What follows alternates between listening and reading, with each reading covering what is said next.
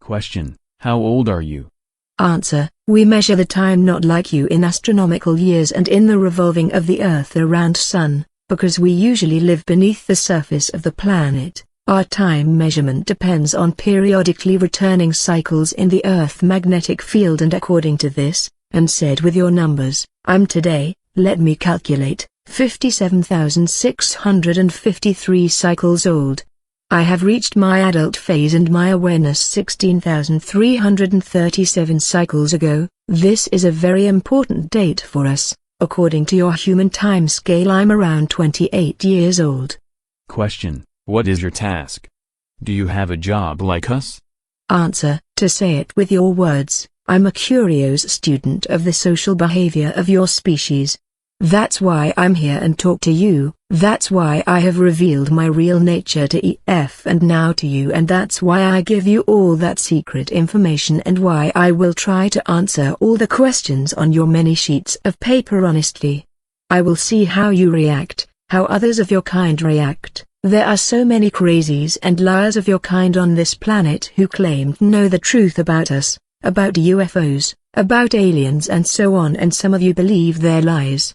I'm interested to see how your species will react if you make the truth, which I will tell you now, public. I'm quite sure every one of you will refuse to believe my words, but I hope I'm wrong, because you need to understand if you want to survive the coming years. Question: I've read your full statement, which you have given to EF, about this, but can you give me now just a short answer? Are UFOs real flying objects piloted by extraterrestrials, or do they belong to your species? Answer: Some observed UFOs, as you call them, belong to us, but most not.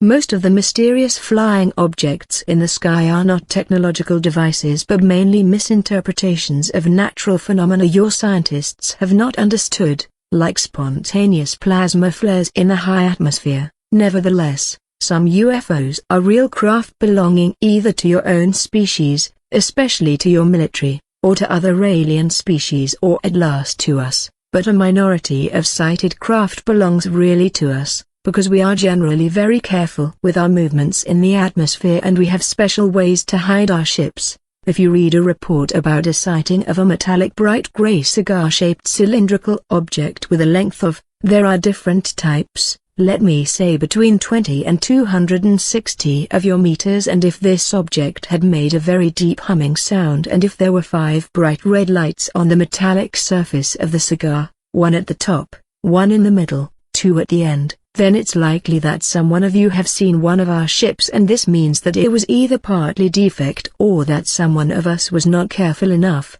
We have also a very small fleet of disc-shaped craft, but such UFOs belong usually to an alien species. Triangular UFOs belong generally to your own military, but they use foreign technology to build them. If you really want to try to see one of our craft, you should have a look at the skies over the Arctic, the Antarctic, and over in Eurasia, especially. Question: Have you a special symbol or something like that with which we can identify your kind? Answer: We have 2 major symbols representing our species. 1, the more ancient, symbol is a blue serpent with 4 white wings on a black background. The colors have religious meanings for us. This symbol was used from certain parts of my society, but it is today very seldom. You humans have copied it very often in your old writings. The other symbol is a mystic being you would call a dragon in the shape of a circle with 7 white stars in the middle. This symbol is much more common today. If you see one of that symbols on a cylindrical craft I've described in my previous answer, or on some underground installation, this thing or place belongs definitely to us, and I would advise you to go away from there as soon as possible. Question: The 7 stars in the second symbol you've mentioned, do they mean the Pleiades? Answer: Pleiades? No. Actually, the 7 stars are planets and moons, and they are a symbol for our former 7 colonies in the solar system. The stars are shown in front of a blue background, and the dragon circle means the shape of Earth. The 7 white stars mean Moon, Mars, Venus, and 4 moons of Jupiter and Saturn. We had colonized in the past. 2 colonies are no longer in use and abandoned.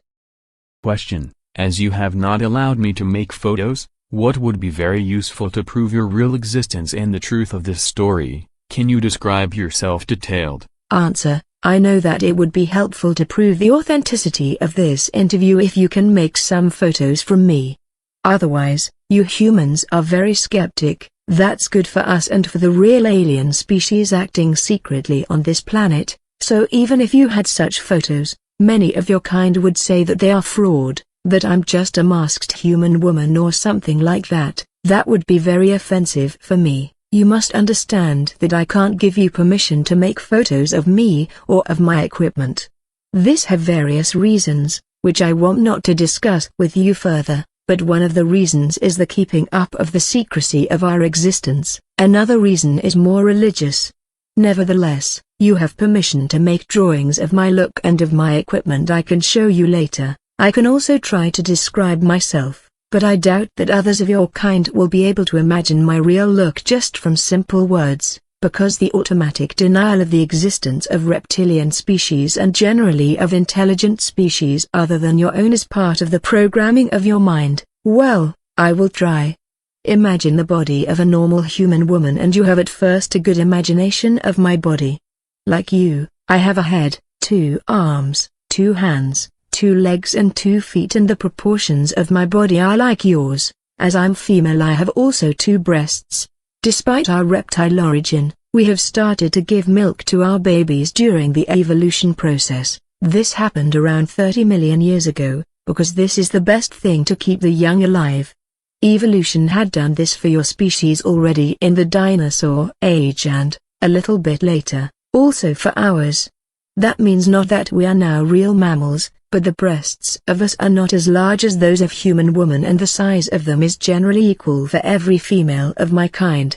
The external reproduction organs are for both sexes smaller than those of humans, but they are visible and they have the same function as yours. Another gift of evolution to our species, my skin is mainly of a green-beige color, more pale green, and we have some patterns of brown irregular dots, each dot of the size of 1 to 2 centimeters, on our skin and in our face. The patterns are different for both sexes, but females have more, especially in the lower body and in the face. You can see them in my case as 2 lines over the eyebrows crossing my forehead, at my cheek and at my chin. My eyes are a little bit larger than human eyes. For this reason, we can see better in the darkness, and usually dominated from the large black pupils, which are surrounded from a small bright green iris. Males have a dark green iris. The pupil is slit and can change its size from a small black line to a wide open egg-shaped oval, because our retina is very light sensitive and the pupil must compare this. We have external round ears, but they are smaller and not so curved as yours, but we can hear better because our ears are more sensitive for sonic. We can also hear a wider range of sonic. There's a muscle or lid over the ears which can completely close them, for example underwater. Our nose is more pointed and there is a V-shaped curving between the nostrils, which enabled the ancestors to see temperature. We have lost most of this ability, but we can still feel temperature much better with this organ. Our lips are shaped like yours, those of females a little bit larger than those of males, but of a pale brown color, and our teeth are very white and strong and a little bit longer and sharper than your soft mammal teeth. We have no different hair colors like you, but there is a tradition to color the hairs in different ages, and the original color is, like mine, a greenish brown. Our hairs are thicker and stronger than yours and they grow very slow.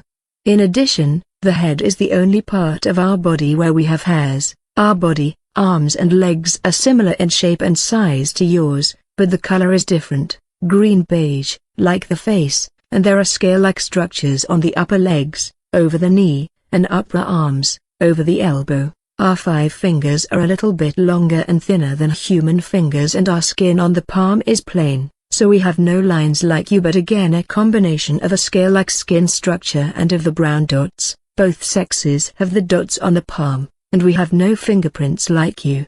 If you touch my skin, you will feel that it is smoother than your hairy skin. There are small sharp horns on the upside of both middle fingers. The fingernails are gray and generally longer than yours.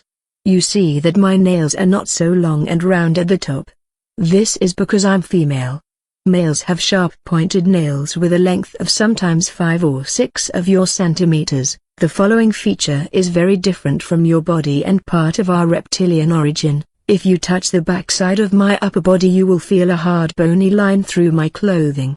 This is not my spine but a very difficult shaped external plate structure of skin and tissue following exactly our spine from the head to the hip. There is an extremely high number of nerves and large blood vessels in this structure and in the plates, which are around 2 or 3 centimeters long and very touch sensitive. This is the reason why we have always problems to sit in chairs with a back like this chair. The main task of these small plates, beside a role in our sexuality, is simply the regulation of our body temperature, and if we sit in natural or artificial sunlight, these plates become more blood-filled and the vessels become wider and the sun is able to heat up our reptoid blood, which circulates through the body and through the plates, for many degrees, and that gives us a great pleasure. What else is different from your kind? Oh, we have no navel, because we were born in a different way to your mammal birth. The other exterior differences from your kind are minor and I think I must not mention all now, because most of them are not visible if we wear clothing. I hope the description of my body was detailed.